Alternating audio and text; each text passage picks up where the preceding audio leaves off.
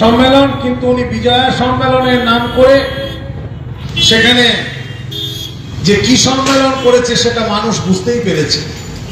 উনি শুভেচ্ছা দেওয়া তো দূরের কথা, উনি বিরোধী দল এবং যে রাজ্যের শাসক দল, সেই শাসক দলের বিভিন্ন নেতা নেত্রীদের নাম করে টিকি ধরে বিভিন্ন রকম তির্যক মন্তব্য করেছে। আমরা জানি রাস্তার ধারে ফুলের দোকানও থাকে, আবার বিষের দোকানও থাকে। মানুষ ফুলের দোকান থেকে ফুল কিনে নিয়ে গিয়ে ঘর সাজায়, মানুষ বিষের দোকান থেকে বিষ কিনে নিয়ে গিয়ে ঘর সাজায় না।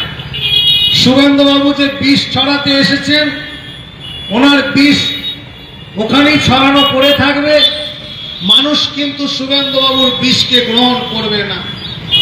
মানুষ জানে যে মানুষটি তৃণমূল কংগ্রেসের ঘরে খেয়ে পড়ে হিষ্টপুষ্ট হয়ে নধর নাধর হয়ে আজকে সোজা হয়ে হাঁটতে শিখেছেন, যে ব্যক্তি তৃণমূল কংগ্রেসের দায়িত্ব ছাড়বার পর 3 দিন লেগেছিল তার সমস্ত পদের পদত্যাগ করতে, যার বাড়িতে ছিল 2টি সাংসদ, যার বাড়িতে ছিল 1টি পৌরসভার চেয়ারম্যান, যার বাড়িতে ছিল হলদিয়া ডেভেলপমেন্ট অথরিটির চেয়ারম্যানের পোস্ট, যার বাড়িতে ছিল কলকাতার পোর্ট ট্রাস্টের চেয়ারম্যানের পোস্ট, এইরকম একটি শাঁসালো দুধালো বাটির ক্ষীরের বাটি ননির বাটি খেয়ে হিষ্টপুষ্ট বলপুষ্ট হয়ে আজকে মমতা বন্দ্যোপাধ্যায়কে গালমন্দ করছে।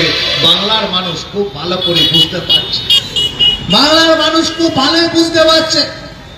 আমি ব্রাহ্মণ ঘরের সন্তান হয়ে দায়িত্ব নিয়ে বলতে পারি, শুভেন্দুবাবুর জন্মের মনে হয় কোনো তিথি বা নক্ষত্রের কোনো গন্ডগোল ছিল, হয়তো ওনার জন্মতিথি মধ্যে কোনো গ্রহণ লেগেছিল, গ্রহণ লাগার সময় ওনার জন্ম হয়েছিল। তা না হলে ব্রাহ্মণের ঘরে এত কুলাঙ্গার সন্তান কখনো জন্মায় না, কখনো জন্মাতে পারে না। যে ব্রাহ্মণের ঘরে মহর্ষি বেদব্যাস জন্মায়, যে ব্রাহ্মণের ঘরে ভৃগু মুনি জন্মায়, যে ব্রাহ্মণের ঘরে বিশ্বামিত্র মুনি জন্মায়, আমরা এক একটা মুনির বংশধর। সেই ব্রাহ্মণের রক্তের শিরা ধমনির মধ্যে কি করে এত বড় কুৎসাকারী, এত বড় হিংসার প্রবণতাকারী, বিদ্বেষকারী রক্ত শিরায় শিরায় প্রবাহিত হয়, তা আমার জানতে খুব ইচ্ছা হয়, ঘেন্না লাগে। শুভেন্দু অধিকারী নিয়ে কিছু কথা বলতে ঘেন্না লাগে, কিন্তু আমি দায়িত্ব নিয়ে বলতে চাই, শুভেন্দু বাবু যদি মনে করেন তৃণমূল কংগ্রেসের এই সরলতাটাকে আপনারা উদারতা হিসাবে দেখবেন, তাহলে শুভেন্দু বাবু আপনাকে স্পষ্ট কথায় বলে দিয়ে যাচ্ছি, আপনার অঙ্কে ভুল আছে, আপনার অঙ্কে ভুল আছে। আপনি তৃণমূল কংগ্রেসকে যদি উদারের সঙ্গে সরলতাকে মিশিয়ে দিতে পারেন, জেনে রাখবেন বাংলার বুকে তৃণমূল কংগ্রেসের কর্মীরা হাতে চুরি পরে বসে নাই। আপনাকে প্রয়োজন হলে আমরা ইঞ্চিতে ইঞ্চিতে বুঝিয়ে দেব, বুঝিয়ে দেব।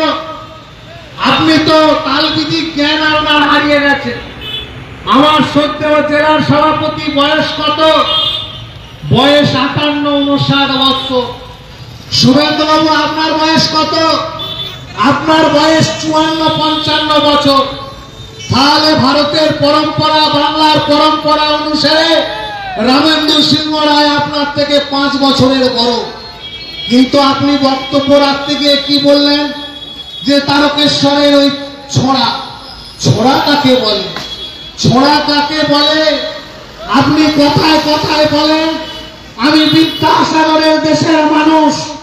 আপনি যদি বিদ্যাসাগরের দেশের মানুষ হয়ে থাকেন, মেদিনীপুরের মানুষ হয়ে থাকেন, আপনার জিহ্বাতে যে কলুষিতকর শব্দ উচ্চারিত হচ্ছে তা আজকে মেদিনীপুরের মাটিকে পর্যন্ত কলুষিত করে চলেছে। বিদ্যাসাগর মাতঙ্গিনী হাজরাকে কালিমা লিপ্ত করছে আপনার কথায়। আপনার হতে পারে বিরোধী দলের তিনি নেতা, কিন্তু আপনি তাকে ছোড়া বলে সম্বোধন করছেন। আমরা আপনার এই কদর্য মন্তব্যকে ধিক্কার জানাই। আপনি বলছেন যে তারকেশ্বরের ছোড়া অনেকটা দেখতে না অনেকটা অনুব্রত মণ্ডলের মতো। ওজন কত? 130 কেজি। আপনাকে প্রমাণ করতে হবে রামেন্দ্র সিংহ রায়ের যদি 130 কেজি ওজন না হয়, আপনি দায়িত্ব নিয়ে বলুন, এক বাপের বেটা যদি হয়ে থাকে, আপনি আরামবাগের বুকেতে দাঁড়িয়ে নীল ডাউন দিয়ে ক্ষমা নেবেন, ক্ষমা চাইবেন। আপনি ভুলে গেছেন আপনার দলের প্রার্থী হয়েছিল যে ব্যক্তি, তার থেকে আমার দলের নেতা, আমার জেলা সভাপতি 47% ভোট পেয়ে জিতেছিল এবং পরাজিত প্রার্থীর থেকে 4% ভোটের নিরিখে এগিয়েছিল। আপনি ভয় পাচ্ছেন কেন? ভয় পাচ্ছেন কেন? আপনি তো এখন বিরোধী দলনেতা। আপনি তারকেশ্বরের সামনের বারে ভোটে দাঁড়ান, মোস্ট ওয়েলকাম। আমরা দায়িত্ব নিয়ে বলছি, তারকেশ্বর থেকে কাঁথি হেঁটে যাওয়ার ব্যবস্থা আমরা করে দেব। আপনি গোহারা হারবেন।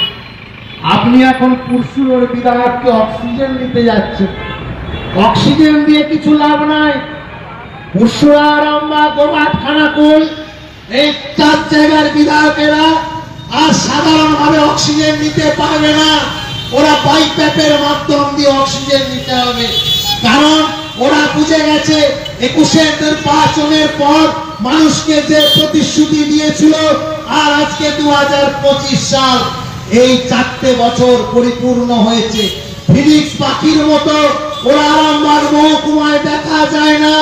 আজকে বিজেপির যে সকল বিধায়ক আছে, তাদেরকে আরামবাগ সাব ডিভিশনের মানুষ খুঁজে পাচ্ছে না। তাই তো বুকে বাজছে, তাই তো বুকে বাজছে। বুকে বাঁচবে আমরা জানি, বুকের ব্যথা।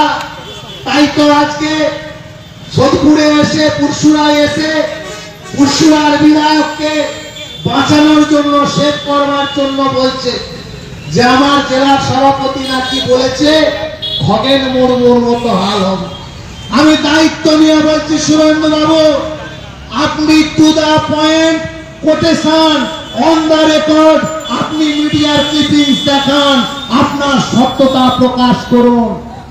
আমার জেলা সভাপতি তারকেশ্বরের বিধায়ক রামেন্দ্র সিংহ রায় একটা কথাও বলেননি খগেন মুর্মুর মতো অবস্থা হবে বিমান বসে। এত নিম্ন রুচির রাজনীতি, এত নিম্ন রুচির বক্তব্য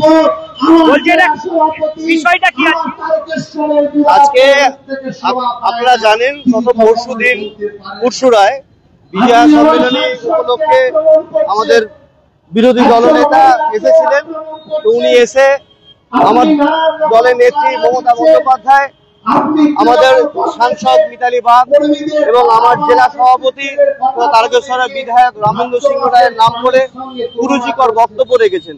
এই বক্তব্যের প্রতিবাদে আজকে আরামবাগ সহযোগী কংগ্রেসের পক্ষ থেকে আমরা সাধারণ মানুষের কাছে সেই বক্তব্যের বিরোধিতা করছি এবং আমরা আজকে পথসভার মাধ্যমে মানুষকে সচেতন করছি। আজকে সকলে উপস্থিত আছে, আরামবাগ পৌরসভার চেয়ারম্যান উপস্থিত আছেন, ভাইস চেয়ারম্যান উপস্থিত আছেন, আমাদের রাজ্য কমিটির সম্পাদক স্বপন কুমার নন্দী উপস্থিত আছেন, এছাড়া বিভিন্ন ওয়ার্ডের কাউন্সিলরগণ এবং আমার বিভিন্ন ওয়ার্ডের সভাপতিগণ, বুথ কর্মীগণ, সকলে আমরা উপস্থিত আছি। আমার সাংসদ আমার